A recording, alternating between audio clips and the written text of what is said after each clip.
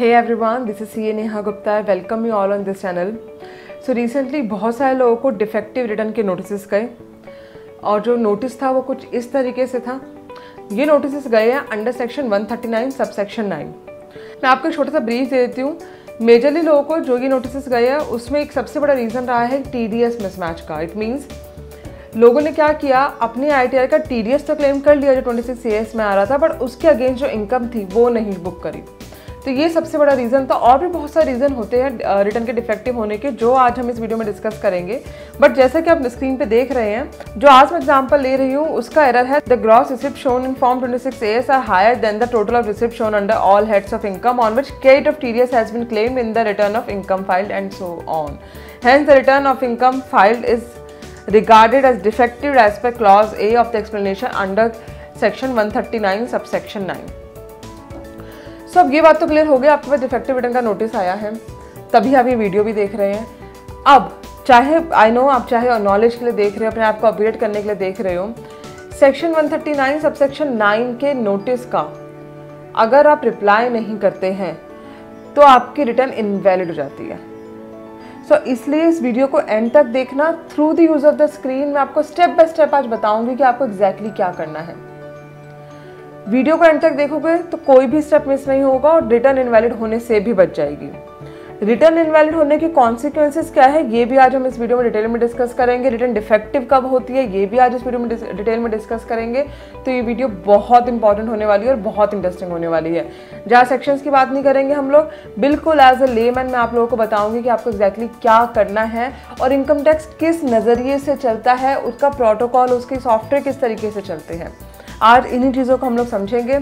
But video में आगे बढ़ने से पहले छोटी सी रिक्वेस्ट है, प्लीज़ चैनल को सब्सक्राइब कर देना, क्योंकि एज आई ऑलवेज सेड यही मेरे लिए सबसे बड़ा रीज़न होता है और मेहनत करने का और कोशिश करने का और वीडियोस बनाने का। बिकॉज जब जैसे सब्सक्राइबर्स बढ़ते हैं वैसे वैसे मोटिवेशन सोर्स भी बढ़ता है।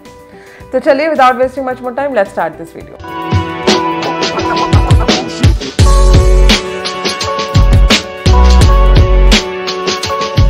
तो जैसे ही आपको डिफेक्टिव रिटर्न का ईमेल या SMS मिलेगा, सबसे पहला काम आपको क्या करना है, आपको रीज़न समझना है कि क्यों मिला है।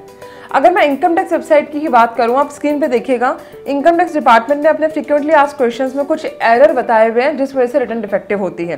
तो सबसे पहले तो हम इन एरर्स को समझ लेते हैं, उसके बाद मैं एरर्स कुछ बताऊंगी जो मैंने अपने एक्सपीरियंस में देखे हैं, जो मैंने अपनी प्रैक्टिस में देखे हैं। सबसे पहला एरर उन्होंने बताया है credit for TDS has been claimed but the corresponding receipts income has been omitted to be offered for taxation. जैसे कि मैंने आपको पहले बताया कि TDS तो क्लेम कर लिया बट उसके अगेंस्ट की इनकम को इनकम नहीं बनाया। तो ये बहुत बड़ा रीज़न होता है आपकी रिटर्न को, जिस पर टैक्स बना आपका 20% भी अगर मैं लेती हूँ तो उस पर अगर टैक्स बना 2 लाख का, तब जब आप लॉस कैरी फॉरवर्ड नहीं कर पा रहे तो सोचिए क्या कंडीशन है इस टाइम पे। अगर उस टाइम पे कंसल्टेंट हायर किया होता, मैं कहती हूँ 4, 5, 10 हज़ार जितने भी उसने लिए होते, आज आपके 2 लाख के लॉसेस बच गए होते।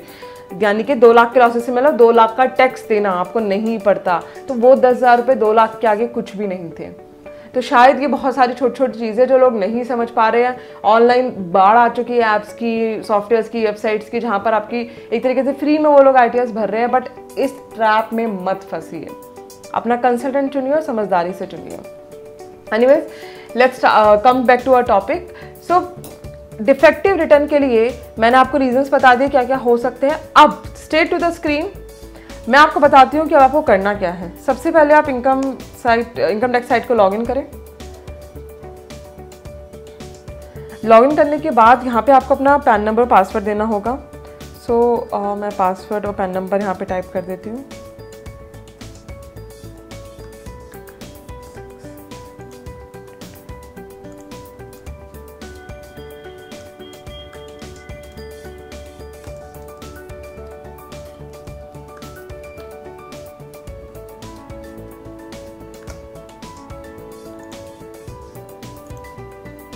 अब आप देख सकते हैं स्क्रीन पे लॉगिन हो चुका है। सबसे पहले तो हम स्टेटस चेक कर लेते हैं कि रिटर्न का स्टेटस क्या आ रहा है। अभी हम ये मान के चल रहे हैं सिर्फ इस पर्टिकुलर मोमेंट पे कि हमारे रिटर्न का भी कोई एक्शन नहीं लिया गया है। अब हम गए फाइल ई फाइल पे, इनकम टैक्स रिटर्न्स पे, व्यू फाइल रिटर्न्स पे। अब आप देख सकते हैं यहाँ पे स्टेटस में आ रहा है ITR फाइल्ड इज डिफेक्टिव और इनकम्प्लीट। अगर ये स्टेटस आ रहा है एक्शन लेना बहुत ज़रूरी है।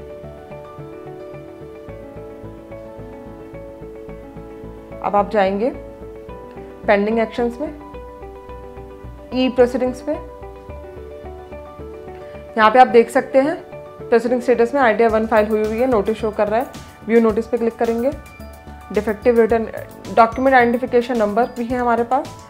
मैं इस पर ऑलरेडी एक वीडियो बना चुकी हूँ जहाँ पे मैंने बताया है रेलिवेंस ऑफ डिन नंबर।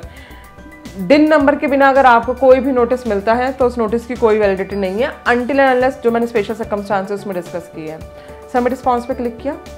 अब आप एरर देख सकते हैं यहाँ पे जो आया है। अब एक्शन लेने की बारी है। अब आपको इस एरर को या तो अग्री करना है, डिसअग्री करना है। अब अग्री और डिसअग्री दोनों के लिए आपके पास